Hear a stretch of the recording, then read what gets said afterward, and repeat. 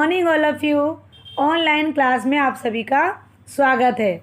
आज हम देखेंगे लेसन नंबर 11 घाट बाबू। यहाँ पर घाट बाबू एक नाम है। एक बार शिक्षक जो थे उन्होंने पूछ लिया कि आप बड़े होकर क्या बनोगे। तो सभी बच्चे अपना अपना जवाब देने लगे। किसी बच्चे से यह प्रश्न पूछा जाए तो जवाब में वह कहते हैं कि मैं लेखक बनूंगा, मैं डॉक्टर बनूंगा, मैं इंजीनियर बनूंगा। सबके अलग अलग जवाब होते हैं। कोई कहता है मैं वैज्ञानिक बनूंगा। तो आदि पैसों से जुड़कर धनी सुप्रसिद्ध आदमी बनने की इच्छा व्यक्त करते हैं। ऐसा ही सब लोग अच्छा ही बनने की कोशिश करते हैं। लेकिन पर जो खुशी या असली सब सुख दूसरों को एक अच्छा, सुशिक्षित, सुहृदय और परोपकारी मनुष्य बनने में मिलेगा, जैसा इस पाठ में घाट बाबू ने किया है।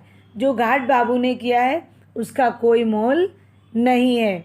आज हम इस लेसन में देखेंगे कि घाट बाबू कौन है, उनका असली नाम क्या है और वो कैसे परिवार से थे और कैसे परिवार में हो गए और उन्होंने लोगों के लिए क्या क्या मददें की।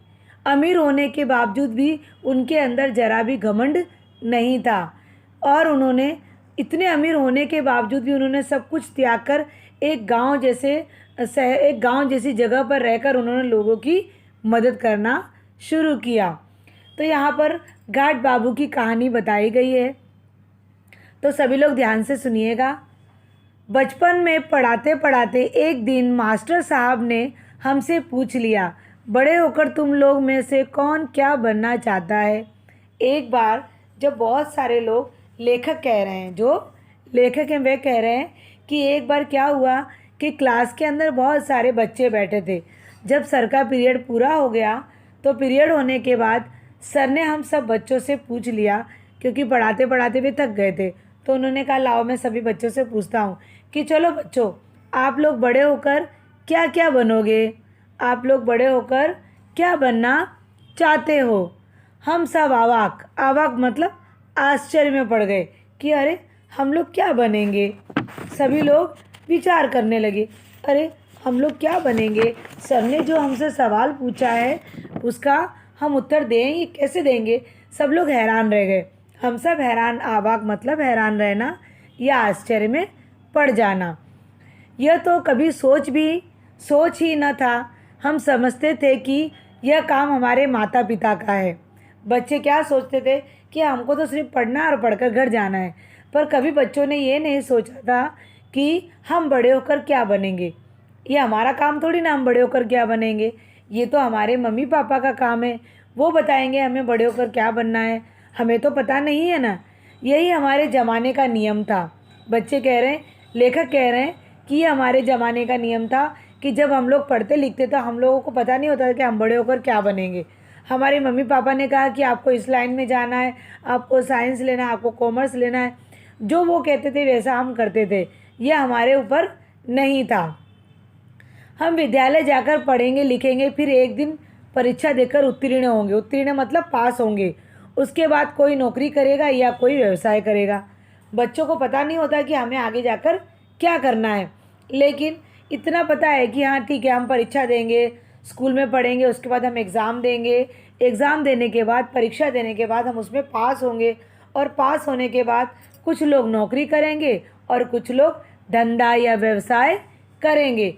किसको क्या करना है वो किसी को पता नहीं था। अनादि कक्षा का सबसे शांत लड़का था। अनादि एक बच्चे का नाम है जो बहुत ही धनी व्यक्ति था, बहुत ही धनी परिवार का लड़का था। तो अनादि कक्षा में, अच्छा अपने वर्ग खंड में सबसे शांत बच्चा कौन था?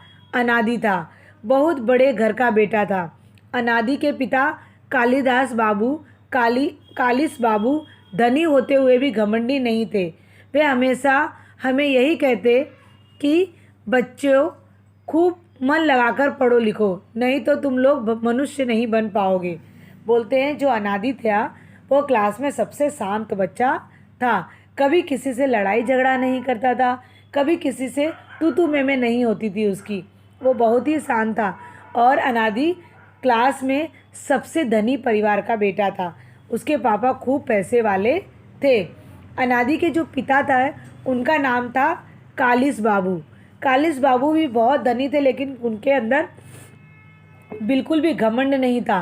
वे अपने पैसों पर कभी भी घमंड करते नहीं थे। उन्हें अपने पैसों का ज़रा भी घमंड नहीं था। वे हमेशा यही सीख दिया करते थे बच्चों को कि बच्चों, तुम लोग खूब मन लगाकर पढ़ो लिखो। तुम लोग खूब मन लगाकर पढ़ोगे लिखोगे तो तुम आगे जाकर एक अच्छे मनुष्य बन पाओगे, एक अच्छे व्यक्ति बन पाओगे। अगर तुम मन लगाकर नहीं पढ़ोगे लिखोगे तो तुम कभी भी अच्छे बच्चे नहीं बन पाओगे।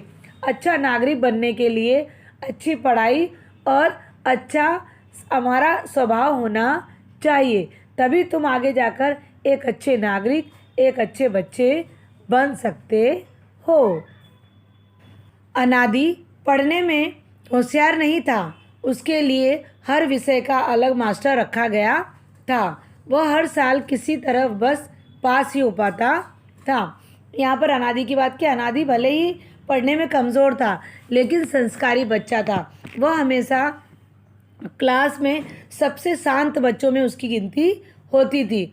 वो बहुत पढ़ने में होशियार नहीं था, पढ़ने में थोड़ा कमज़ोर था। क्योंकि उसके पापा पैसे वाले थे, इस वजह से उसका हर विषय के, हर सब्जेक्ट के उसके मास्टर को लगाया था। यानी मास्टर जो अलग अलग सब्जेक्ट के अलग अलग टीचर्स उसके ट्यूशन पढ़ाने उसे आते थे। तो किसी तरह से वो पूरे हर साल में वो किसी तरह से सिर्फ पास हुआ करता था। पढ़ने में कमज़ोर था, लेकिन संस्कारी बच्चा था। वह अच्छी तरह से पढ़ाई भी करता था, लेकिन वो कमज़ोर होने के कारण उसके पापा पैसे वाले थे, इसीलिए उसको सभी सब्जेक्ट का, सभी विषय के उसके अलग अलग ट्यूशन रखवा दिया था, जिससे वह पूरे साल भर में पास तो हो ही जाता था। उस दिन मास्टर जी ने प्रश्न के उत्तर में सबसे अलग अलग जवाब दिए। जब मास्टर जी ने उनसे पूछा कि आप लोग क्या क्या बनने वाले हो, तो सभी बच्चों ने अलग अलग जवाब दिए। किसी ने कहा कि मैं डॉक्टर बनने वाला हूँ, किसी ने कहा मैं इंजीनियर बनूँगा, किसी ने कहा मैं वैज्ञानिक बनूँगा, किसी ने कहा मैं टीचर बनूँगा। सबके अलग अलग विचार थे। तो उस समय मैंने कहा मतलब लेखक थे। लेखक और अनादि दो थे बराबर। लेखक कहते हैं कि मैंने भी उनसे कहा, उन्होंने क्या कहा, उन्होंने भी शिक्षक से कहा कि मैं भी बड़ा होकर लेखक बनूंगा। यह किसने कहा? लेखक ने कहा कि मैं भी बड़े होकर लेखक बनूंगा। सुनकर सभी को आश्चर्य हुआ। अनादि ने भी कहा कि वह भी लेखक बनेगा। अब जिस प्रकार से जो लेखक थे उन्होंने कहा कि मैं बड़ा होकर लेखक बनूंगा, उसी प्रकार से जो अनादि था उनका दोस्त, लेखक का दोस्त, तो अनादि ने भी क्या कहा कि मैं भी बड़ा होकर लेखक ही बनूंगा। सभी बच्चे आश्चर्य में पड़ गए कि सभी लोग तो अच्छा बनना चाहते हैं, बड़े होकर अच्छा बनना चाहते हैं, सिर्फ अनादि और लेखक ही ऐसा क्यों बोल रहे हैं कि हम दोनों क्या बनना चाहते हैं? लेखक ही बनना चाहते हैं। अनादि के पिता को किताबें पढ़ने का बहुत शौक था। जो अनादि था, जो पढ़ने में थोड़ा कमज़ोर था जो बच्चा, तो अनादि के पिता क्या थे कि उन्हें किताबें पढ़ने का बहुत शौक था। भले वो धनी थे, लेकिन उन्हें कहते ना सबका अपना अलग अलग शौक होता है। किसी का डांस करने का शौक होता है, किसी का गाना गाने का शौक होता है, किसी का पढ़ने का शौक होता है, किसी को खेलने में रुचि होती है। तो उस प्रकार से जो अनादि थे उनके पिता कालिस थे, तो उन्हें क्या था, पढ़ने का बहुत शौक था। वो बहुत सारी किताबें घर में ला कर रखा करते थे, क्योंकि जिसे पढ़ने का शौक हो तो उसके ढेर सारी उसके घर में किताबें भी थी। उसके घर में ढेरों किताबें थी। वह जितनी अपनी विद्यालय की किताबें नहीं पढ़ता, उससे अधिक वे सब किताबें पढ़ता। अब उनके पिता को अनादि के पिता को किताबें पढ़ने का शौक था, तो इसकी वजह से घर में बहुत सारी किताबें आ जाया करती थी। उसी प्रकार से जब अनादि के पिता इतनी सारी किताबें लाते, तो अनादि भी क्या करता कि अपने विद्यालय की किताबें कम पढ़ता, और जो उसके पिताजी किताबें लाया करते थे उसे अनादि भी खूब पढ़ा करता था। उससे अधिक वे सब किताबें पढ़ता। तो अनादि भी बहुत ज़्यादा किताबें पढ़ा कर, जो उनके पिता के पास किताबें होती थी, जो उनके पिता किताब पढ़ते थे, उसे अनादि भी फ्री टाइम में जब फ्री हो जाता था तब वो भी पढ़ा करता था। जो घर में रखी हुई थी, बहुत सारी किताबें जो घर में रखी हुई थी, उन्हीं को पढ़ पढ़ कर अनादि जैसे सारी दुनिया घूम लेता। जब अनादि अपने पिता की खरीदी हुई किताबें पढ़ता तो उसे भी उसमें बहुत आनंद आने लगा। दुनिया की हर चीज़ उसके जानकारी मिलने लगी कि अनादि को सारी दुनिया जैसे कि उस किताबों में घूमकर मिल जाती हो। मैं भी अनादि के घर जाकर वह सब पढ़ता। अब जो अनादि के दोस्त लेखक थे वे भी क्या करते थे कि अनादि के घर जाते तो अनादि किताबें पढ़ता तो वही किताबें वे भी पढ़ने लगते। दोनों ही दोस्त घर में किताबें पढ़ा करते थे जो उनके पिताजी लेकर आया करते थे वह सब। अनादि कहता, जानते हो अच्छा लेखक होने से पहले अच्छा पाठक होना जरूरी है। अनादि अपने दोस्त लेखक को क्या कहता, आपको पता है कि अगर हम लोग लेखक बने तो लेखक बनने से पहले हमें अच्छा पाठक मतलब होता है अच्छा पढ़ने वाला। पाठक मतलब अच्छा पढ़ने वाला व्यक्ति होगा वही अच्छा लेखक बन सकता है। मैं पूछता, अगर तुम लेखक बन गए तो तुम्हारे पिता का इतना बड़ा व्यवसाय कौन चलाएगा। तो मैं पूछता मतलब लेखक किससे पूछता, अनादि से पूछता। अगर तुम लेखक बन गए बराबर, पहले तो तुम लेखक क्यों बनोगे, और अगर तुम लेखक बन भी गए तो जो तुम्हारे पिता का इतना बड़ा व्यवसाय है, तुम्हारे पापा इतने धनी हैं, तुम्हारे पास इतना पैसा है, इतना बड़ा तुम्हारा बिजनेस धंधा है, उसे कौन चलाएगा। तुम तो अपने पिता के अकेले हो, तो इतना बड़ा धंधा इतना बड़ा व्यवसाय कौन चलाएगा। अनादि उल्टा मुझसे ही पूछ बैठता, तब तुम किस प्रकार लेखक बनोगे। तो अनादि क्या करता कि लेखक का उत्तर ना देकर उससे ही उल्टा प्रश्न पूछने लगता कि तुम अच्छे लेखक नहीं हो, तुम अच्छे लेखक कैसे बन पाओगे, तुम इस तरह के मेरे से प्रश्न पूछा करोगे। तो क्या करता अनादि, उससे उल्टा ही प्रश्न पूछने लगता। मैं कहता, मैं दिन में नौकरी करूँगा और बाकी समय लिखूँगा। तो मैं कहता मतलब लेखक कहता किससे, अनादि से। पहले अनादि से पूछा कि अनादि तुम बड़े होकर लेखक बनोगे तो तुम्हारा इतना बड़ा पापा का जो व्यवसाय है तुम्हारे पापा का, वो व्यवसाय कौन संभालेगा। तो अनादि वापस लेखक से उल्टा सा प्रश्न पूछने लगता कि तुम किस प्रकार के लेखक बनोगे।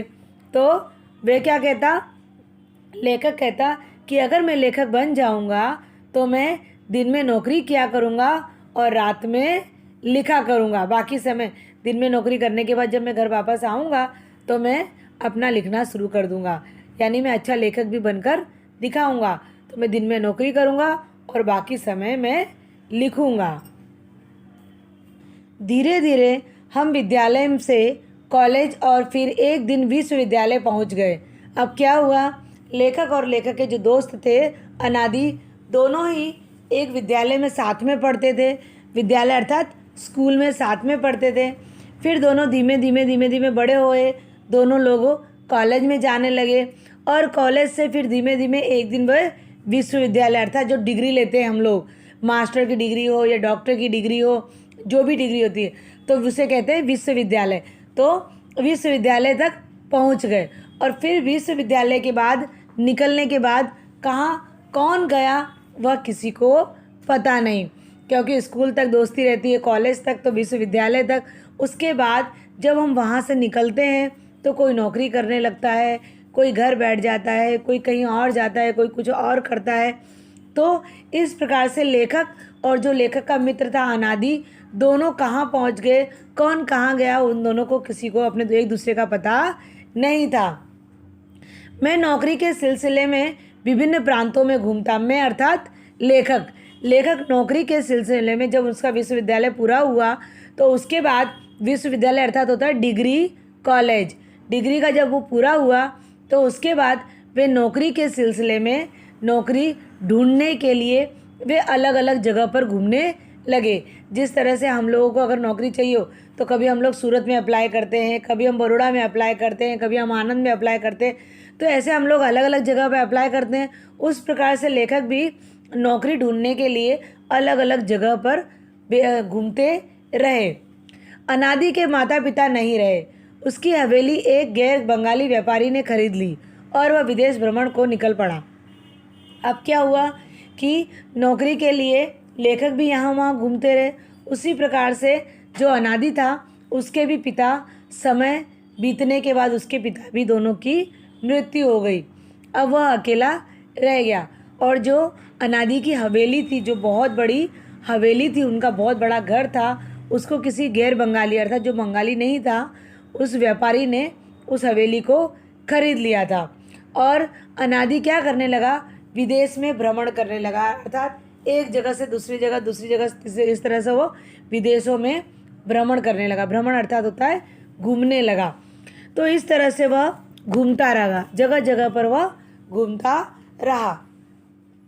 बरसों तक धीरे इधर उधर भटकते रहने के बाद मैंने सोचा कि अब एक जगह टिक जाऊं।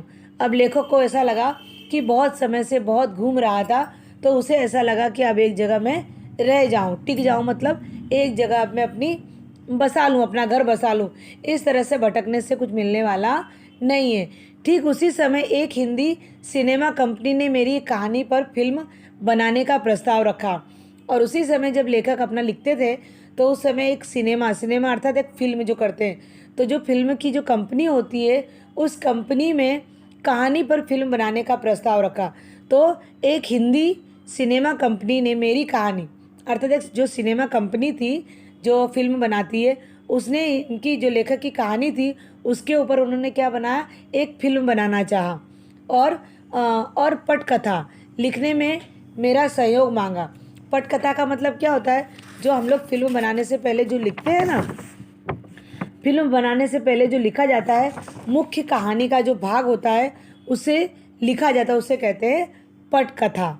लिखने में मेरा सहयोग मांगा, तो वो सब लिखने, जो मुख्य कहानी का जो मेन जो भाग होता है, जो फिल्म में हम लोग जो मेन चीज़ें लिखते हैं मुख्य भाग उसे कहते हैं, तो वो लिखने का काम भी मेरा सहयोग, लेखक का सहयोग उन लोगों ने मांगा, जो फिल्म की कंपनी वाले थे उन लोगों ने। मुझे केवल पटकथा ही नहीं लिखनी पड़ी, उनके साथ लोकेशन पर मध्य प्रदेश के एक गांव में भी जाना पड़ा। अब जो लेखक थे, तो लेखक का जो लेखक ने एक कहानी लिखी हुई थी, उसके ऊपर फिल्म कंपनी वालों ने क्या किया, फिल्म बनाने का प्रस्ताव रखा कि हम भी एक फिल्म बनाते हैं आपकी इस कहानी पर। तो लेखक से उसकी पटकथा मांगी, अर्थात मुख्य कहानी का भाग मांगा। तो बोले खाली मुझे मुख्य कहानी का भाग ही नहीं लिखना था, उसके अलावा उसका लोकेशन, यानी कि कहाँ पर किस तरह का लोकेशन देना है, किस तरह की कौन सी चीज़ दिखानी है, तो वो सब भी चीज़ें उन्हें बतानी थी। किसी कार्य को करने का निश्चित स्थान, कि कहाँ पर कौन सा चीज़ करने का है, उसे हम कहेंगे लोकेशन। तो लोकेशन पर मध्य प्रदेश के गांव में जाना पड़ा। तो एक लोकेशन के जब उनको जो लोकेशन चाहिए था, उसके लिए उनको गांव जैसी एक एरिया चाहिए थी, एक गांव जैसे एक विस्तार चाहिए था। तो उसके लिए वो कहाँ पर गए, मध्य प्रदेश के गांव में गए, जहाँ पर लेखक और लेखक की जो टीम थी सिनेमा कंपनी की, वे सब साथ में गांव में गए। रास्ते में एक नदी पड़ती, आड़पा। प्रतिदिन असंख्य लोग इस पार से उस पार आते जाते। जहाँ पर लेखक मध्य प्रदेश के गांव में जाने वाले थे लेखक, वहाँ पर जाने से पहले रास्ते में एक नदी पड़ती है, नदी का नाम है आड़पा। क्या है नदी का नाम? आड़पा। तो आड़पा नदी को प्रतिदिन आर पार करने के लिए असंख्य लोग, असंख्य मतलब बहुत सारे लोग उस नदी के आर पार जाते हैं। कभी नदी के इस पार आते हैं, कभी नदी के उस पार जाते हैं, अपने काम धंधे के लिए उस नदी को पार करने के लिए लोग आते जाते, असंख्य लोग। असंख्य का मतलब होता है बहुत सारे लोग आते जाते हैं। हमें भी नाव से उस पार जाना पड़ा। अब लेखक और लेखक की जो टीम थी सिनेमा कंपनी जो फिल्म बनाने वाली, उन्हें भी उस नाव से उस पार जाना पड़ा। कुछ लोग सिनेमा कंपनी के तंबू में रहे, बाकी के हम लोग विद्यालय में ठहर गए। अब जो सिनेमा बनाने वाले जो लोग थे, तो उन लोगों ने क्या किया कि नदी के उस पार अपना एक टेंट बना लिया, जिसे हम कहेंगे तंबू। तो तंबू बना के सिनेमा की जो कंपनी के जो लोग थे वे उसमें रहने लगे, और हम जो कुछ थोड़े लोग बच गए थे वे सब विद्यालय में, एक टूटी फूटी विद्यालय थी गांव की, उस विद्यालय में हम लोग ठहर गए। हम लोग वहाँ पर रुक गए। निपट देहांत का विद्यालय, निपट देहांत मतलब पूरा देहात का एक विद्यालय, उसे कहेंगे हम निपट विद्यालय। एकदम निपट मतलब एकदम, देहात मतलब गांव, कि एकदम देहात का जो विद्यालय होता है कैसा टूटा फूटा होता है, उस पर कोई किसी प्रकार का कोई पीओपी नहीं होती है, कुछ अच्छी तरह से नहीं होता है, ऐसी टूटा फूटा बना होता। निपट विद्यालय था, वहाँ की ग्राम पंचायत ने ही यह विद्यालय खोला था। तो लेखक कह रहे हैं कि जो विद्यालय था, तो जो गांव का जो पंचायत की जो मुख्य व्यक्ति होता है ना, ग्राम पंचायत बोलते हैं उसको, जो गांव का मुख्य मुखिया होता है उसे हम ग्राम पंचायत बोलते हैं। तो जो ग्राम पंचायत, जो गांव का जो पंचायत का मुख्य व्यक्ति था, उसने ये विद्यालय बनवाया था। विद्यालय में छुट्टी थी, मैं मास्टर जी से बातें करने लगा। मैंने पूछा, इस पिछड़े गांव में सारा जीवन बिताना आपको खराब नहीं लगता?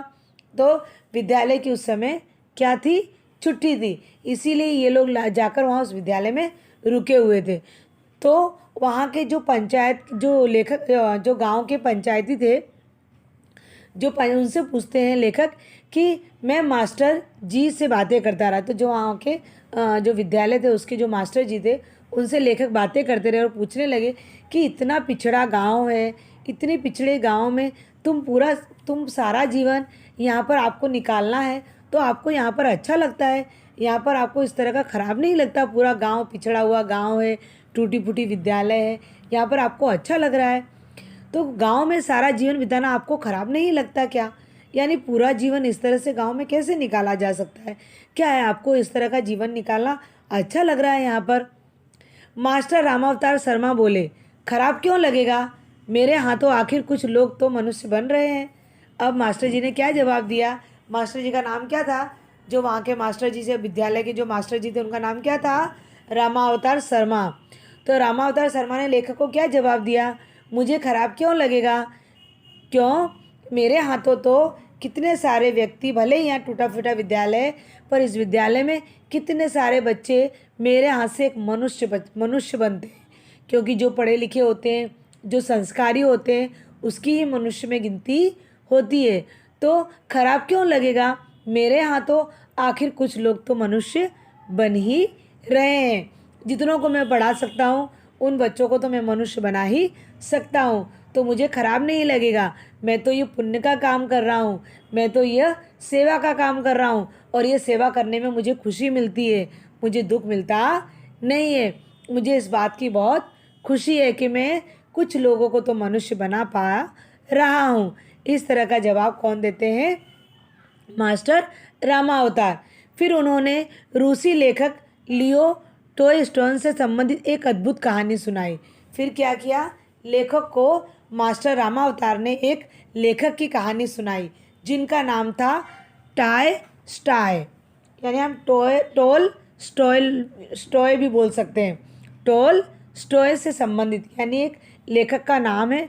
उन्होंने कहानी किसको सुनाई? लेखक को सुनाई, जिसे सुनकर मेरे सारे प्रश्नों के उत्तर मिल गए। तो जैसे ही जब उन्होंने इस कहानी को सुना, तो बोलते हैं, मैंने ये कहानी सुनी, वैसे ही मुझे इस पूरी कहानी का पूरा जितना भी मैंने ये सब देखा, तो इस सब कहानी का मुझे उत्तर मिल गया। वे कहने लगे, बहुत पहले की बात है, सन 1909 की, रूस में एक लड़का अपने कमरे के खिड़की दरवाजे बंद कर माता पिता से चोरी छिपके एक चिट्ठी लिख रहा था। अब रामावतार मास्टर जी ने लेखक को कहानी सुनाकर बताया कि यह बात 1909 की है, कि एक रूस में एक लड़का रहता था। वह लड़के ने क्या किया कि कमरे को बंद करके, खिड़की दरवाजे भी बंद करके, उसने अपने माता पिता से चुपके से चोरी चोरी से एक चिट्ठी लिखी। क्या लिखा? एक पत्र लिखा। और वो बच्चा कितने वर्ष का था? वो बच्चा सिर्फ 8 वर्ष का वह बच्चा था। 8 वर्ष का लड़का किसी को इस तरह चिट्ठी लिख सकेगा, इस पर कोई विश्वास नहीं कर सकता। वर्तनी की गलती से भरी टेढ़ी बेढ़ी लाइनें, रद्दी कागज। एक दिन चुपके से वह चिट्ठी को डाक खाने में डाल आया। अब क्या हुआ कि जब लेखक को कहानी सुना रहे थे रामावतार मास्टर जी, तो उन्होंने कहा कि 8 वर्ष का जो बच्चा था, वह इस प्रकार की कहानी लिख सकता या इस प्रकार की चिट्ठी लिख सकता, यह किसी को विश्वास नहीं था। वह छोटा होने के कारण उसकी वर्तनियाँ गलती हो रही थी। वर्तनी मतलब उसके शब्दों में बहुत सारी गलतियाँ हो रही थी। लाइन भी उसकी टेढ़ी बेढ़ी जा रही थी, और कागज़ भी उसका रफ़ कागज़, रद्दी मतलब रफ़ कागज़ था। और वह एक चुपके से जिससे चिट्ठी लिखी, वो उसने क्या किया, अपने माता पिता से चुपके से जाकर डाक खाने में अर्थात जहाँ पर हम पत्र या लेटर डालते हैं, उसे हम कहेंगे डाक खाना। तो डाक खाने में वह चिट्ठी डालकर आ गया। उस चिट्ठी का कोई जवाब नहीं आया। चिट्ठी में उसने लिखा, डियर काउंट टॉलस्टॉय, आप मेरा प्रणाम स्वीकार करें। अब वो चिट्ठी में तो उसने डाक खाने में डाल आया कि किसी भी तरह से मेरी चिट्ठी वहाँ तक पहुँच जाए, लेकिन वह चिट्ठी का जवाब बहुत दिनों तक नहीं आया। उस चिट्ठी में उस बच्चे ने लिखा था कि डियर काउंट टॉलस्टॉय, आपको मेरा प्रणाम स्वीकार हो। दुनिया में सबसे अधिक श्रद्धा मैं आपके प्रति रखता हूँ। उस बच्चे ने लिखा कि अगर दुनिया में मुझे किसी के प्रति श्रद्धा, प्रेम और आदर है तो वो आप हो। कौन हो? आप हो। उसने अपने टॉलस्टॉय को लिखा, उस छोटे से बच्चे ने, कि दुनिया में अगर मुझे किसी से श्रद्धा है, किसी से प्रेम है, किसी से स्नेह है, किसी का आदर है मुझे, तो वो हो आप। मुझे आपके प्रति बहुत ज़्यादा आदरपूर्ण मैं रखता हूँ। बड़ा होकर एक दिन मैं आपके समान ही साहित्यकार बनना चाहता हूँ। इसके लिए मैं आपके आशीर्वाद की कामना करता हूँ। अब वो बच्चे ने क्या लिखा कि मैं आपके प्रति, मुझे बहुत श्रद्धा है, मैं बहुत आदर रखता हूँ आपके प्रति, और मैं चाहता हूँ कि बड़े होकर मैं आपके जैसा ही एक साहित्यकार, एक लेखक बनना चाहता हूँ। इसके लिए मुझे आपका आशीर्वाद की कामना है। अगर आप मुझे आशीर्वाद दोगे तो मैं ज़रूर आपकी तरह एक बड़ा सा साहित्यकार या एक बड़ा सा लेखक बनूंगा। इस तरह से उसने उस पत्र में लिखा था। संक्षिप्त सी चिट्ठी, संक्षिप्त मतलब होता है छोटी सी चिट्ठी। खाली बस इतना ही लिखा कि डियर टॉलस्टॉय, मैं आपको प्रणाम करता हूँ। मुझे आपके प्रति, दुनिया में अगर मैं सबसे किसी के प्रति श्रद्धा रखता हूँ, किसी के प्रति आदर सम्मान रखता हूँ, तो वो हो आप। मुझे आपके जैसा बड़ा साहित्यकार बनना है और मुझे इसके लिए आपका आशीर्वाद बहुत ज़रूरी है। इस तरह से उसने छोटी सी एक चिट्ठी लिखकर भेज दी थी। किंतु जिन्हें प्रतिदिन सैकड़ों चिट्ठियाँ मिलती हों, वह भला 8 वर्ष के एक साधारण से बालक की अशुद्धि से भरी चिट्ठी का जवाब देंगे। अब क्या लिख रहे हैं कि जो रामावतार लेखक को बता रहे थे कहानी, उन्होंने कहा कि उनके पास तो सैकड़ों चिट्ठियाँ ऐसे आती होंगी, टॉलस्टॉय के पास तो पता नहीं कितनी चिट्ठियाँ आती होंगी, हजारों लाखों चिट्ठियाँ आती होंगी। तो वो 8 वर्ष के बच्चे की चिट्ठी क्यों पढ़ेगा? और अगर चिट्ठी भी पढ़ेगा तो कितनी सारी अशुद्धियाँ हैं उस चिट्ठी के अंदर। तो वो अशुद्धियाँ मतलब बहुत सारी गलतियाँ हैं, तो वो चिट्ठी का जवाब कौन देगा? एक दिन सचमुच टॉलस्टॉय का जवाब आ गया। लड़के के माता पिता दोनों ही उस दिन बाहर वाले कमरे में बैठे थे। अब क्या हुआ कि ऐसा लग रहा था कि चिट्ठी का जवाब नहीं आएगा, लेकिन अचानक उस चिट्ठी का जवाब आ जाता है और सचमुच वह टॉलस्टॉय का जवाब होता है। उस दिन क्या होता है कि उसके माता पिता दोनों ही कमरे के बाहर वाले कमरे में बैठे हुए होते हैं। तभी क्या आता है चिट्ठी लेकर। पहले तो उन्होंने समझा चिट्ठी उनके लिए है, लेकिन नहीं, चिट्ठी पर उनके 8 वर्षीय पुत्र का नाम लिखा था। आश्चर्य, 8 साल के लड़के को किसने चिट्ठी लिखी? अब क्या हुआ कि दोनों माता पिता बाहर वाले कमरे में बैठे हुए थे। उसी समय डाकिया चिट्ठी लेकर आया और चिट्ठी लेकर उसने उनके माता पिता के हाथ में थमा दी। पहले तो उनके माता पिता को लगा ये चिट्ठी हमारी है, लेकिन वह चिट्ठी के ऊपर नाम किसका लिखा था? उनका जो 8 वर्ष का जो बालक था उसका नाम लिखा हुआ था। उन्हें आश्चर्य हुआ कि 8 साल के बच्चे के लिए चिट्ठी किसने लिखी होगी? हमारे बच्चा तो कभी किसी को चिट्ठी लिख नहीं सकता, और हमारा बच्चा तो ऐसे कुछ चिट्ठी कभी किसी को लिखेगा तो हमें बताकर लिखेगा, ऐसा कुछ होगा। तो ये मेरे बच्चे की चिट्ठी, 8 वर्ष के बच्चे की चिट्ठी इस तरह से घर में कैसे आ सकती है, और ऊपर से उसका नाम। तो दोनों माता पिता आश्चर्य में पड़ गए। जल्दी से उन्होंने चिट्ठी खोली। भेजने वाले का नाम पढ़कर तो वे अवाक रह गए। उसमें लिखा था, तुम्हारी लेखक बनने की इतनी तीव्र इच्छा है, इसका मतलब है कि तुम सांसारिक प्रसिद्धि पाना चाहते हो। अब क्या लिखा था? जैसे ही उनके माता पिता ने चिट्ठी खोली, बच्चे को नहीं दी, उन्होंने चिट्ठी खोली कि मेरे बच्चे के नाम पर ऐसे कैसे चिट्ठी आ सकती है। तो उन्होंने क्या किया, वह चिट्ठी को खोला और जैसे ही उन्होंने लिखने वाले का नाम पढ़ा तो वे अवाक रह गए। अवाक मतलब है आश्चर्य में पड़ गए। आश्चर्य में पढ़कर उन्होंने देखा और अंदर चिट्ठी के अंदर लिखा था कि तुम्हारी लेखक बनने की इतनी तीव्र इच्छा है, तो इसका मतलब है कि तुम सांसारिक प्रसिद्धि पाना चाहते हो, संसार में तुम प्रसिद्ध होना चाहते हो, तुम्हारी इतनी इच्छा है लेखक बनने की। किसी के प्रति कठोर नहीं बनूंगा, किसी पर दोषारोपण नहीं करूंगा, किसी को नुकसान नहीं पहुंचाऊंगा, सबसे प्रेम करूंगा, यही मनुष्य की प्रथम और मुख्य कामना होनी चाहिए।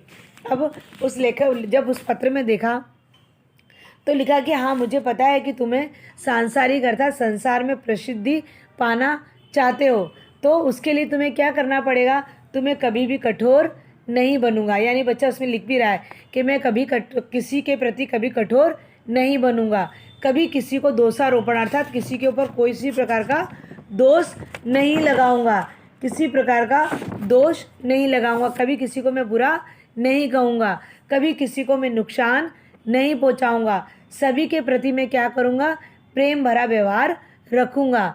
यह मनुष्य की प्रथम और मुख्य कामना होनी चाहिए। यह मेरी मुख्य और यह कामना मेरी प्रथम रहेगी। मैं कभी किसी को किसी प्रकार का दुख नहीं पहुंचाऊंगा, कभी किसी को किसी साथ कभी कठोर व्यवहार नहीं करूंगा। यह सब चिट्ठी पढ़कर 8 वर्ष का वह बालक कुछ भी न समझ पाया। समझ पाने की उसकी उम्र नहीं थी। जो 8 वर्ष के बालक के लिए जो टॉलस्टॉय ने लिखा था वह उसके लिए समझ पाना बहुत ही मुश्किल था। वह ये सब चीज़ों को समझ नहीं पा रहा था कि वो उनके लिए लिखना क्या चाहते हैं। मैंने भी इस कहानी से प्रेरणा लेकर गांव के लड़के लड़कियों का अच्छा नागरिक बनने की साधना शुरू कर दी। अब क्या बोल रहे हैं कि जब मैंने ये सब कुछ देखा, जब मैंने ये सब कुछ पढ़ा, तो मैंने भी क्या किया कि इस कहानी से प्रेरणा लेकर, इस कहानी को पढ़कर मैंने क्या किया कि गांव के लड़के और लड़कियों को पढ़ाना शुरू कर दिया और गांव के लड़के लड़कियों को अच्छा एक नागरिक बनाना मेरा कर्तव्य साधना मेरा कर्तव्य समझ लिया। और बस मैंने ये प्रेरणा ग्रहण कर ली उस कहानी से कि मुझे भी अब गांव के लड़के लड़कियों को पढ़ाकर एक अच्छा नागरिक बनाना है। बस आ गया इस विद्यालय में। फिर क्या किया कि बस अब मैं इस विद्यालय में आ गया। मैंने पूछा, टॉलस्टॉय की चिट्ठी की घटना आपने किस किताब में पढ़ी, उसका नाम बताएंगे? तो उससे पूछा गया कि आपने जो ये कहानी टॉलस्टॉय की जो चिट्ठी पढ़ी थी आपने, वो आपने इस घटना को कहाँ से पढ़ा था, वो आप मुझे बता सकते हो? तो उन्होंने कहा, शर्मा जी ने अर्थात रामावतार शर्मा जी ने कहा, हाँ। मैंने पूछा, घाट बाबू कौन? यानी पढ़ा है, मुझे पता है, तो वो कहानी आपने कहाँ से पढ़ी? तो शर्मा जी ने कहा, हाँ, घाट बाबू के पास है, घाट बाबू। तो जो लेखक थे उन्होंने कहा, घाट बाबू कौन है? तो रामावतार शर्मा जी ने कहा, वही जिन्होंने आपको नदी पार कराई। तो पहले तो लेखक पहचान नहीं पाए कि घाट बाबू कौन। तो रामावतार जी ने कहा कि आपको जिसने नदी पार कराकर यहाँ पर आपको छोड़ा है वही है घाट बाबू। घाट बाबू खुद ही नाव खेद कर सबको मुफ्त नदी पार कराते हैं। देखो कितना विशाल हृदय होगा किसी व्यक्ति का जो घाट बाबू नाम से यहाँ पर प्रसिद्ध है। तो घाट बाबू क्या करते थे कि जो भी असंख्य अर्थात बहुत सारे लोग नदी के इस पार से उस पार जाते थे, उस पार से इस पार आते थे, तो सभी लोगों को वो मुफ्त में ही नदी पार कराया करते थे। आपने तो उन्हें देखा है ना, यह विद्यालय भी उन्हीं के पैसों से बना है। अब क्या कर रहे हैं लेखक से शर्मा जी कह रहे हैं, रामावतार शर्मा जी कह रहे हैं कि आपने तो उन्हें देखा होगा ना, यह विद्यालय जो बना है वह उन्हीं के पैसों से बनाया गया है। उन्होंने आदिवासी बच्चों के लिए एक पुस्तकालय भी बनवाया है। अब रामावतार जी ने क्या बताया लेखक को कि लेखक जो घाट बाबू जी हैं उनके पैसों से ये विद्यालय बना गया है और वे ही नदी के आर पार फ्री में मुफ्त में करवाते हैं और उन्होंने ही आदिवासी बच्चों के लिए एक पुस्तकालय भी बनवाया है। इसके साथ ही उन्होंने एक अस्पताल भी बनवाया है। इस गांव में उन्होंने विद्यालय के साथ साथ पुस्तकालय के साथ साथ एक अस्पताल भी बनाया है। वहाँ सिर्फ दवा ही नहीं, बीमारों के लिए विशेष भोजन की भी व्यवस्था है। वे क्या कहते हैं कि सिर्फ वहाँ पर दवा ही नहीं मिलती, लेकिन साथ साथ में जो ज़्यादा बीमार लोग हैं, जो ज़्यादा दूर से लोग आते हैं, उनके लिए भोजन की भी व्यवस्था की गई है। उन्हें फ्री में या मुफ्त में भोजन दिया जाता है। इस विद्यालय में पढ़ा एक लड़का नागपुर से डॉक्टरी पास करके आया है और इसी अस्पताल में डॉक्टर है। फिर वो कहते हैं आगे कि इस विद्यालय में पढ़ा एक लड़का नागपुर से डॉक्टरी करके आया है और वह अस्पताल में डॉक्टर भी है। इस तरह का पूरा रामावतार जी उस विद्यालय के बारे में बताते हैं। रामावतार जी ने से घाट बाबू की बातें सुनते सुनते बहुत देर हो गई। मैंने देखा चारों ओर की दीवारों के सहारे रखी अलमारियों में बहुत सी किताबें कतार में सजाकर रखी हुई थी। अब क्या था कि रामावतार शर्मा जी ने घाट बाबू की बातें, बहुत सारी बातें उन्हें बताई। सुनते सुनते बहुत देर हो गई। वह घाट बाबू की जो बातें बता रहे थे उस बातों को सुनते सुनते बहुत देर हो चुकी थी। फिर उसके बाद लेखक ने क्या किया, खड़े होकर वे देखने लगे कि दीवारों के सहारे बहुत सारी जो अलमारियां बनी हुई थी, वे अलमारियों में कतारों अर्थात लाइन में बहुत सारी किताबें सजी हुई रखी हुई थी। मैंने अर्थात लेखक ने पूछ लिया, ये सब किताबें किसकी है, इन्हें कौन पढ़ता है। रामावतार से बोलने लगी कि यहाँ तो बहुत सारी किताबें हैं और ये सब किताबें किसकी हैं। तो रामावतार जी ने कहा, यह सब किताबें घाट बाबू की हैं, ये सब किताबें घाट बाबू पढ़ते हैं। शर्मा जी ने बताया, ये सारी किताबें घाट बाबू की हैं। उन्हें लेखक बनने का जुनून था। टॉलस्टॉय की वह चिट्ठी पढ़ने के बाद से ही उन्होंने लिखना छोड़ दिया और यहाँ आकर घाट बाबू हो गए। अब क्या बोल रहे हैं, शर्मा जी ने उनकी पूरी जीवन की कहानी उनके सामने खोल के रख दी, लेखक के सामने खोल के रख दी। अब उन्हें इतना सुनने का मन हो गया कि और कौन, घाट बाबू हैं कौन। तो शर्मा जी ने बताया कि उन्हें बचपन से ही लेखक बनने का बहुत जुनून था। जुनून का मतलब क्या होता है? जुनून का मतलब होता है कि किसी काम को करने की दृढ़ इच्छा। जुनून मतलब इच्छा भी कह सकते हो आप। तो उन्हें बचपन से ही लेखक बनने का बहुत जुनून था, बहुत इच्छा थी। लेकिन टॉलस्टॉय की वो चिट्ठी जब उन्होंने पढ़ी तो उन्होंने वह लेखक बनने का जो उनका सपना था वह उन्होंने छोड़ दिया और वो यहाँ आकर घाट बाबू हो गए। यहाँ आकर क्या बन गए? घाट बाबू बन गए। वे एकदम से बोल उठे, वह देखिए घाट बाबू आ रहे हैं। जब ये लोग इस तरह से वार्तालाप कर रहे थे एक दूसरे के साथ, इतने में जो रामावतार जी थे वे कहने लगे, देखो घाट बाबू आ रहे हैं, देखो घाट बाबू आ रहे हैं। वे एकदम से बोल पड़े, मैंने देखा घाट बाबू अंदर आ रहे हैं। माथे पर पगड़ी, बदन पर कुर्ता, गाढ़े की धोती और पैरों में चमरोधा जूता। तो यहाँ पर बोलते हैं कि जैसे ही घाट बाबू सामने से आ रहे तो क्या पहने हुए थे, उनके सर पर वो लगी हुई थी पगड़ी और कुर्ता पहना हुआ था और नीचे धोती पहनी हुई थी और चमड़े के जूते पहने हुए थे। इस तरह का उनका चमड़े का बड़ा देसी जूता, चमड़े के जूते भी कह सकते हैं या चमड़े के बड़ा जूता भी कह सकते हैं। तो घाट बाबू की वेशभूषा कैसी थी कि माथे पर पगड़ी, बदन पर कुर्ता और धोती, जो नीचे पहनते वो धोती, और पैरों में चमरोदा का मतलब बड़ा जो चमड़े के जूते होते हैं उसे कहते हैं। तो याद आया, यही घाट बाबू नाव खेकर हमारी सिनेमा पार्टी को हड़प्पा नदी के इस पार लाए थे।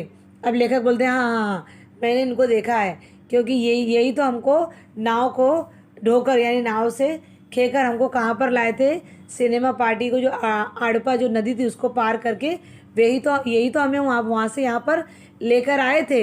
ऐसा लेखक ने कहा। हाँ, मुझे याद आ गया, ये वही हैं जो हमें नाव पार कराकर यहाँ पर लाए थे। पहले तो मैं उन्हें पहचान ही नहीं पाया, लेकिन माथे से पगड़ी खुलते ही मैं आसमान से गिर गया। मैं उछल पड़ा, अरे अनादि।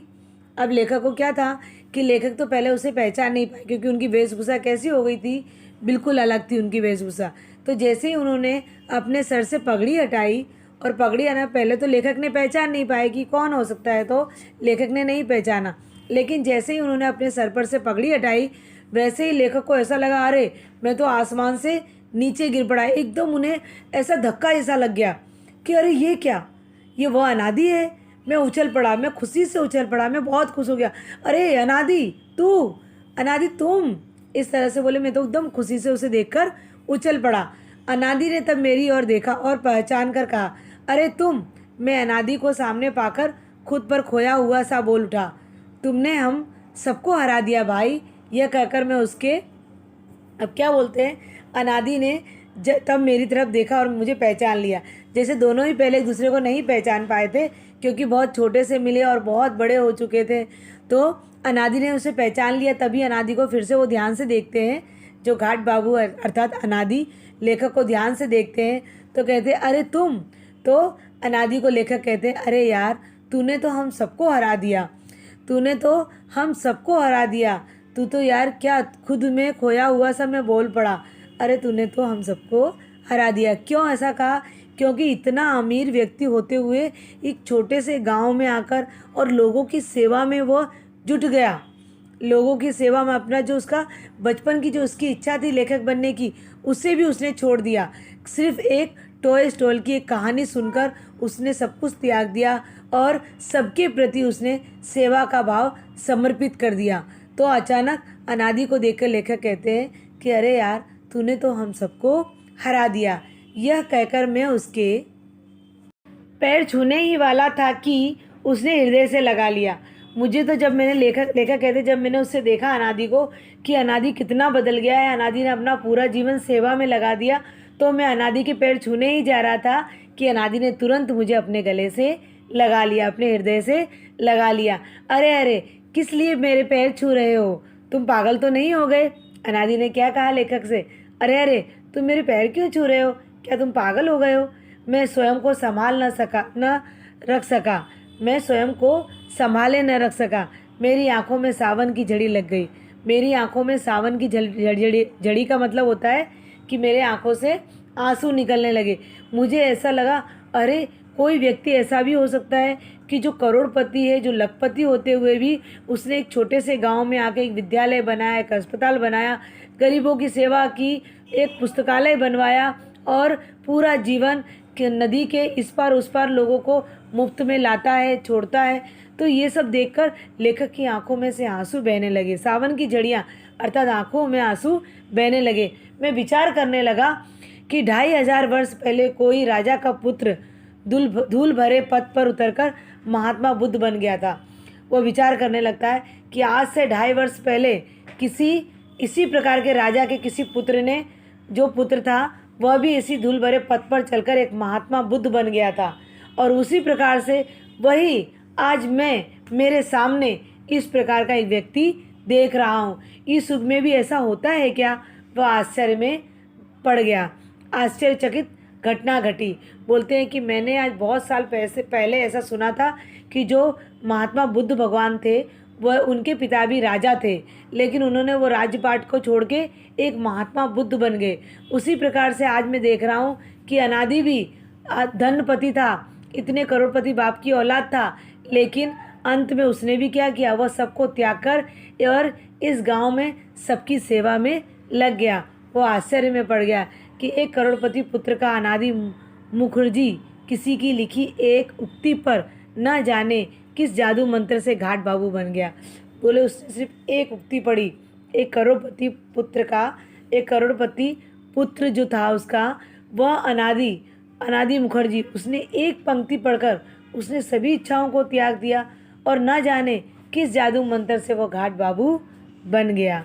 यह था एक हृदय को स्पर्श करने वाली कहानी थी कि जो इतना पैसे धनवान होते हुए उसने सब कुछ त्याग कर एक घाट बाबू बन गया। अनादि जो था उसी को लोग घाट बाबू कहते थे, क्योंकि उसने, घाट बाबू ने पूरे गांव का दृश्य बदल दिया था। पूरे गांव को फ्री में वो सेवा करता था। उसने पूरा जीवन अपना सेवा में लगा दिया। इसका मूल भाव था सहृदयता, चरित्र निर्माण, त्याग, सेवा, परोपकार तथा कर्तव्यनिष्ठ व्यक्ति बनना चाहिए। हमें भी घाट बाबू की तरह ही बिना घमंड से लोगों की सेवा करनी चाहिए। यहाँ पर थोड़ा सा हम लेखक का परिचय देखेंगे। बंगला के सुप्रसिद्ध लेखक बिमल मित्र का जन्म बंगाल में 18 दिसंबर 1912 को हुआ था। इन्होंने अपने जीवन काल में रेलवे में विभिन्न पदों पर नौकरी की। लेखक में रुचि होने के कारण इन्होंने अपने पद से इस्तीफा दे दिया और स्वतंत्र लेखक करने लगे। इनकी कथाओं में सामाजिक कुरीतियों का वर्णन मिलता है। इन्होंने करीबन 60 से अधिक उपन्यास और कहानी संग्रहों की रचना की है। साहब बीबी और गुलाम इनका प्रसिद्ध उपन्यास है, जिस पर लोकोक्ति फिल्म बनाई गई है। इस प्रकार से इस लेसन को हमने पढ़ा।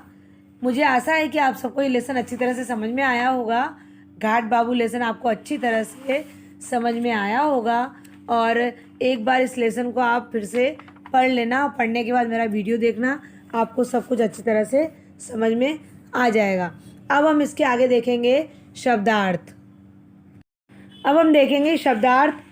अवाक, अवाक का अर्थ होता है चकित, हैरान, निपट, एकदम, निरा, पटकथा, मुख्य कहानी, देहात, गांव, चमरोधा, चमड़े का कड़ा, देसी जूता, लोकेशन, किसी कार्य को करने का निश्चित स्थान, प्रेरणा, प्रेरित होना, दोषारोपण, दोष लगाना, साधना, अभ्यास करना, कतार, पंक्ति, साहित्यकार, साहित्य की रचना करने वाला, प्रस्ताव, किसी उद्देश्य के लिए किसी की बात, ग्राम पंचायत, गांव में व्यवस्था रखने वाला मंडल, श्रद्धा, आदरपूर्ण आस्था या विश्वास, जुनून, किसी काम को करने की दृढ़ इच्छा। सबसे पहले हम देखेंगे क्वेश्चन नंबर 1 लिखित के अंदर संकेत गद्यांश को पाठ में ध्यानपूर्वक पढ़कर दिए गए प्रश्नों के उत्तर लिखिए। तो संकेत में दिया गया अनादि कक्षा का खाली जगह खाली बहुत सारा दिया है, फिर उसके बाद पाठक होना जरूरी है। तो पृष्ठ लिखा है पेज नंबर 71 के ऊपर इसका जो गद्यांश है वो दिया गया है। यहाँ पर दिया है आपका 71 नंबर पेज पर कि अनादि कक्षा का सबसे शांत लड़का था, बहुत बड़े घर का बेटा था। अनादि के पिता कालिस बाबू धनी होते हुए भी घमंडी नहीं थे। वे हमेशा हमें यही कहते थे, बच्चों खूब मन लगाकर पढ़ो लिखो, नहीं तो तुम लोग मनुष्य नहीं बन पाओगे। अनादि पढ़ने में होशियार नहीं था, उसके लिए हर विषय का अलग मास्टर रखा गया था। वह हर साल किसी तरह पास हुआ करता था। उस दिन मास्टर जी के प्रश्न के उत्तर में सबने अलग अलग जवाब दिए। मैंने कहा मैं लेखक बनूंगा। सुनकर सभी को आश्चर्य हुआ। अनादि ने भी कहा कि वह लेखक बनेगा। अनादि के पिता को किताबें पढ़ने का शौक था। उसके घर में ढेरों किताबें थी। वह कितनी अपनी विद्यालय की किताबें नहीं पढ़ता, उससे अधिक वह सब किताबें पढ़ता था जो घर में रखी हुई थी। उन्हीं को पढ़ पढ़ के अनादि जैसे सारी दुनिया घूम पड़ता है। मैं भी अनादि के घर जाकर वह सब पढ़ता। अनादि कहता, जानते हो, अच्छा लेखक होने से पहले अच्छा पाठक होना जरूरी है। अब हम देखेंगे तीनों क्वेश्चन देखेंगे, फिर इसके आंसर हम नीचे देखेंगे। ठीक है, पहले क्वेश्चन देखते फिर इसके आंसर देखेंगे। क है अनादि के पिता कालिस बाबू कैसे आदमी थे। दूसरा, अनादि के लिए हर विषय का अलग मास्टर क्यों रखा गया था। ग, अनादि ज़्यादातर कौन सी किताबें पढ़ता था। इसके आंसर नीचे हैं। इसमें क्वेश्चन है अनादि के पिता कालिस बाबू कैसे आदमी थे। तो आंसर है अनादि के पिता धनी व्यक्ति थे लेकिन वे घमंडी नहीं थे। क, अनादि के लिए हर विषय का अलग मास्टर क्यों रखा गया था। अनादि पढ़ने में होशियार नहीं था, इसलिए उसके लिए हर विषय का अलग मास्टर रखा गया था। अनादि ज़्यादातर कौन सी किताबें पढ़ता। अनादि ज़्यादातर घर में रखी किताबें पढ़ता था। क्वेश्चन 2, अति लघु उत्तर लिखिए। अति लघु का मतलब होता है एक एक वाक्य में उत्तर लिखिए। तो पहले क्वेश्चन देखेंगे। क, कक्षा में मास्टर जी ने बच्चों से क्या प्रश्न पूछा। ख, अनादि के पिता सब बच्चों को क्या सीख देते थे। ग, रामावतार जी ने लेखक को किस महान साहित्यकार से जुड़ी कहानी सुनाई। इसके आंसर नीचे हैं।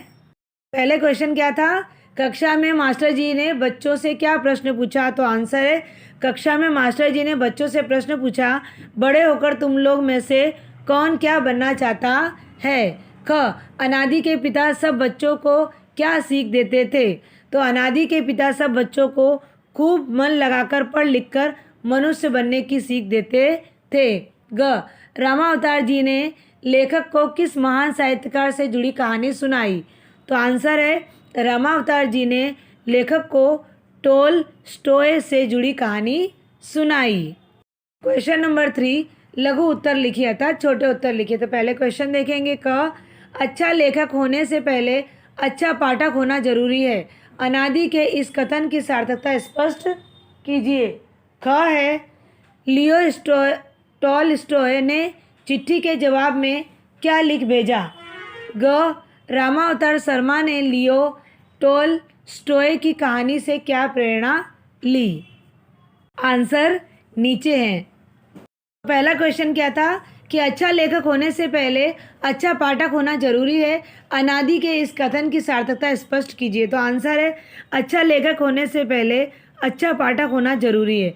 अनादि के इस कथन से यह स्पष्ट होता है कि लेखक बनने से पहले एक अच्छा पाठक बनना, किताबों में लिखी अच्छी बातों को जीवन में उतारकर स्वयं अच्छा व्यक्ति बनना जरूरी है।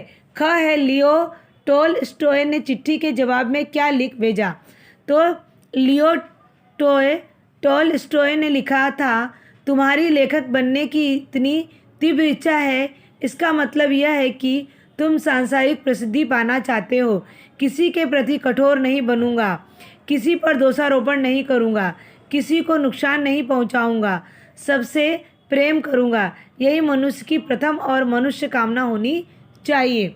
ग रामावतार शर्मा ने लियो टॉलस्टॉय की कहानी से क्या प्रेरणा ली। तो आंसर है रामावतार शर्मा ने कहानी से प्रेरणा लेकर लेखक बनने का विचार त्याग दिया और गांव के विद्यालय में आदिवासी बच्चों को पढ़ाने लगे। क्वेश्चन 4, दीर्घ उत्तर लिखिए अर्थात विस्तार पूर्वक उत्तर लिखिए। तो पहला है घाट बाबू ने गांव के विकास के लिए क्या क्या कार्य किया। ख पाठ के अंत में लेखक की आंखों में आंसू क्यों आ गए, उन्होंने घाट बाबू को किसके समान बताया और क्यों। तो आंसर नीचे हैं। तो पहला क्वेश्चन था घाट बाबू ने गांव के विकास के लिए क्या क्या कार्य किया। तो आंसर है घाट बाबू ने आदिवासी बच्चों के लिए विद्यालय बनवाया, वहाँ एक पुस्तकालय भी बनवाया, इसके साथ ही उन्होंने एक अस्पताल का निर्माण भी कराया, वहाँ सिर्फ दवा ही नहीं बीमारों के लिए विशेष भोजन की व्यवस्था भी की थी। ख पाठ के अंत में लेखक की आंखों में आंसू क्यों आ गए, उन्होंने घाट बाबू को किसके समान बताया और क्यों। तो घाट बाबू की उदारता और त्याग को देखकर लेखक की आंखों में आंसू आ गए। उन्होंने घाट बाबू को महात्मा बुद्ध के समान बताया, जो राजा के पुत्र होते हुए भी धूल भरे पथ पर उतरकर महात्मा बुद्ध हो गए थे। उसी तरह इस युग में भी एक करोड़पति का पुत्र अनादि मुखर्जी किसी की लिखी एक उक्ति पढ़कर घाट बाबू बन गया था। आगे देखेंगे भाषा ज्ञान में। फर्स्ट, दिए गए वाक्यों में रेखांकित कारक चिन्हों के भेद में सही का निशान लगाइए। कारक चिन्हों के भेद में बराबर। तो कारक के कौन कौन से चिन्ह, तो ब्लैक पेन से टिक लगी हुई है, आपको पता चल जाना चाहिए ये कारक हैं बराबर। कर्ता कर्म कारक ये सब 8 कारक होते हैं।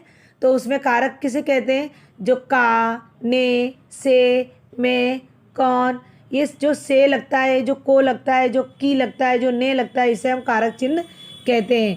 के, को, के लिए, के दिए बराबर, ये सब क्या है, कारक चिन्ह होते हैं। तो यहाँ पर पहला है अनादि कक्षा का सबसे शांत लड़का था। तो का क्या है, कारक चिन्ह है। तो कौन सा कारक चिन्ह है, संबंध है कि कर्म है, तो संबंध है। संबंध पर हमने टिक लगाई, ठीक है। 2 में से पूछा है कर्म कारक है कि संबंध कारक, तो संबंध कारक। दूसरा, ग्राम पंचायत ने ये विद्यालय खोला था। तो ने है कर्ता कारक, ठीक है, कर्ता पे सही किया गया है। फिर ग, अनादि के पिता को किताबें पढ़ने का बहुत शौक था। तो क्या है, कर्म कारक। फिर घ, मैं दिन में नौकरी करूँगा और बाकी समय लिखूँगा। तो अधिकरण कारक, कर्म कारक के अधिकरण, तो अधिकरण कारक। ड, आदिवासी बच्चों के लिए एक पुस्तकालय भी बनवा दिया। तो के लिए, तो यहाँ पर संप्रदाय कारक, ठीक है। फिर आगे देखेंगे ख नंबर, आगे 2 नंबर देखेंगे। अब आप नीचे दिए गए वाक्यों का उचित भेद से मिलान कीजिए। तो पहला है इसमें, घाट बाबू ने माथे से पगड़ी उतारी। तो अपादान। दूसरा, उन्होंने पेन से चिट्ठी लिखी। तो करण कारक। हमें भी नाव से उस पार जाना पड़ा। तो करण कारक। विश्वविद्यालय से निकलकर कौन कहाँ गया पता नहीं, अपादान कारक। रामावतार जी से घाट बाबू की बातें सुनते सुनते रात हो गई।